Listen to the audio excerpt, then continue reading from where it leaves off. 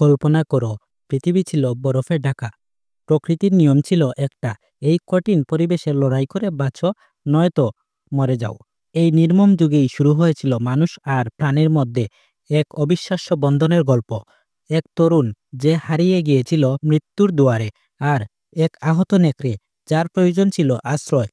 তাদের দুজনের বন্ধুত্বই বদলে দিয়েছে ইতিহাস।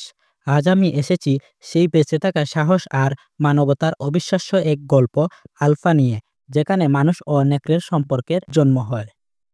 সিনেমার শুরুতে দেখানো হয় 20,000 বছর আগে ইউরোপের এক উপজাতি বন্যপ্রাণী শিকার করতে যায়। যেই শিকারে প্রথমবারের মতো অংশ নেয় উপজাতির প্রধান টাওয়ের ছেলে ক্রেডা, যে কিনা ভবিষ্যতে এই উপজাতিকে নেতৃত্ব দেবে। বন্যপ্রাণী শিকার করার জন্য টাওয়ের দল পরিকল্পনা মোতাবেক এগিয়ে যায় এবং এক পর্যায়ে সুযোগ বুঝে আক্রমণ করে।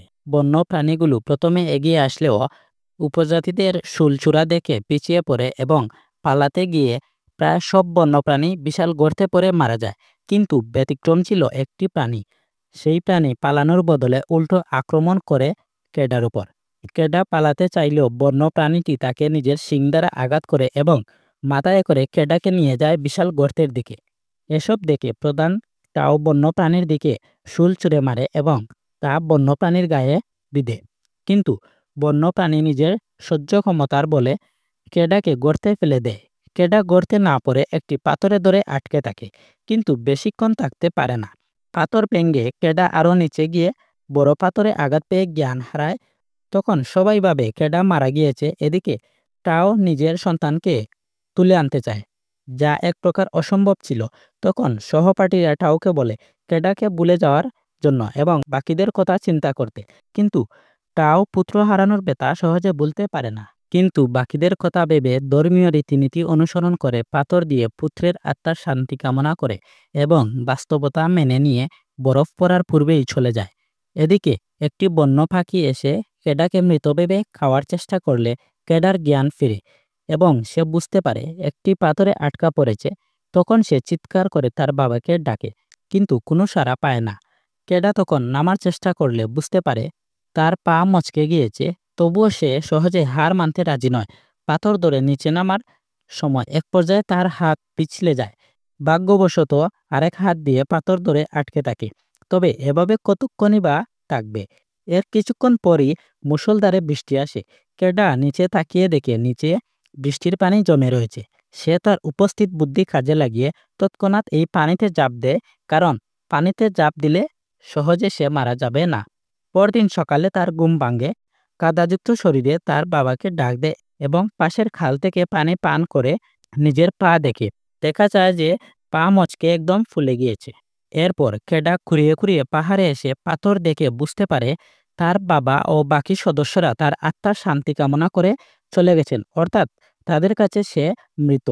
এরপর রাগে দুঃখে সে সেখান থেকে চলে যায় এবং বিভিন্ন জরাজীর্ণ পোকামাকড় খেয়ে দিন যাপন করছে। তখনই সেখানে কয়েকটি নেকড়ে এসে ক্রেডাকে আক্রমণ করে। সে দৌড়ে পালিয়ে গিয়ে একটি মৃত গাছের দিকে যায়।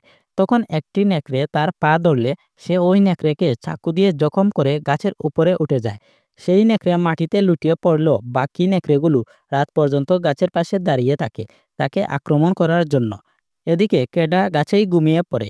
সকালে ঘুম থেকে উঠে দেখে আহত নেকড়ে মৃতপ্রায় অবস্থায় রয়েছে। ক্রেডা নেকড়েটিকে মারতে চাইলেও সে তাকে মারতে পারে না।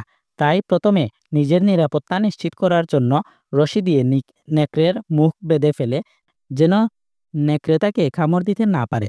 তারপর নেকড়ের সেবার জন্য অন্যত্র নিয়ে যায় এবং নেকড়ে ধীরে ধীরে সুস্থ হতে থাকে।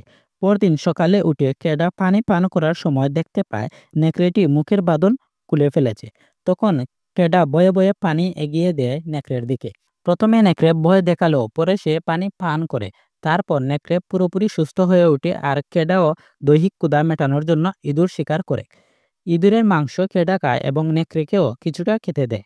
এভাবেই নেকড়ে ধীরে ধীরে ক্রেডার আচরণে দুর্বল হয়ে পড়ে। পরদিন ক্রেডা নিজের বাড়ির উদ্দেশ্যে বের হয় এবং নেকড়েকে যেতে বলে, কিন্তু নেকড়ে ক্রেডার পেছন পেছন যাওয়া শুরু করে। ক্রেডা নেকড়েকে তাড়ানোর চেষ্টা করলেও কোনো লাভ হয় না, তাই নেকড়েকে সাথে করেই এগিয়ে চলে ক্রেডা। তারপর খাবার জোগাড় করার জন্য নেকড়েও ক্রেডাকে সহযোগিতা করে। এভাবেই কয়েকদিন কেটে যায় তাদের। এরপর কেডা এই নেকড়ের নাম দেয় আলফা। আর এখান থেকেই তাদের বন্ধুত্বের শুরু হয়। এক রাতে কয়েকটি নেকড়ে কেডার কাছে আসলেও আলফা তাদেরকে বিদায় করে দিয়ে কেডার সাথেই থাকে।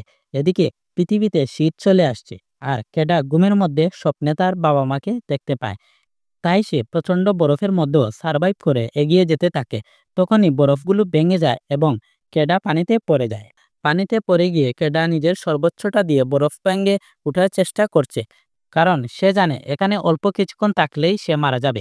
এদিকে আলফাও নিজের ওজনকে কাজে লাগিয়ে বরফ ভাঙার চেষ্টা করে। তখন কেডা নিজের সর্বশক্তি ব্যয় করে বরফ ভেঙে ফেলে এবং আলফা তাকে টেনে তুলতে সাহায্য করে এবং শেষ পর্যন্ত কেডা আবারও মৃত্যুর মুখ থেকে বেঁচে ফিরে আসে।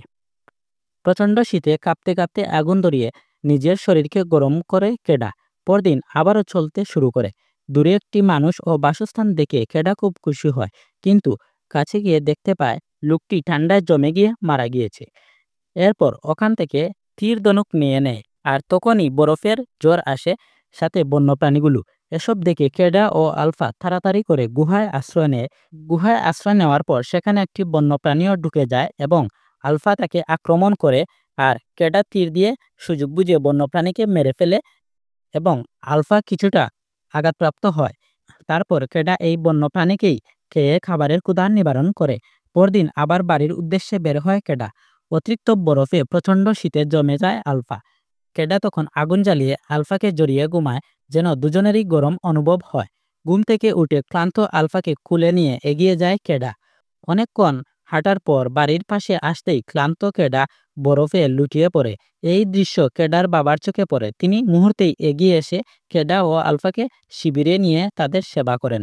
তখন আলফা কয়েকটি বাচ্চার জন্ম দেয় এবং সুস্থ হয়ে ওঠে। এটা দেখে কেডা আরও ইমোশনাল হয়ে পড়ে, কারণ কেডার সাথে পুরো জার্নির সময় আলফা গর্ভবতী ছিল, তবুও সে কেডার জন্য লড়াই করে গিয়েছিল। নিজের জীবনযুদ্ধের লড়াইয়ে কেডা জয়ী হয়েছে। বরফাচ্ছন্ন পৃথিবীতে যেখানে বাঁচা মানে ছিল প্রতিদিনের যুদ্ধ, সেখানে এক তরুণ ছেলে আর নেকড়ের মধ্যে জন্ম নেয় বিশ্বাস, ভালোবাসা আর বন্ধুত্বের এক অমর গল্প। আর এই গল্প প্রমাণ করে রক্তের বন্ধনের চেয়েও বড় বন্ধন রয়েছে, আর সেটা হচ্ছে হৃদয়ের বন্ধন। আর এই সিনেমা আমাদেরকে শেখায় মানুষ তখনই সত্যিকারের মানুষ হয় যখন সে ভালোবাসতে জানে। আপনাদের যদি এই গল্পটি ভালো লেগে থাকে তাহলে লাইক দিয়ে কমেন্টে জানাও কেমন লাগলো। আর এইরকম সিনেমার এক্সপ্লেন পেতে চ্যানেলটি সাবস্ক্রাইব করতে ভুলবেন না। ধন্যবাদ।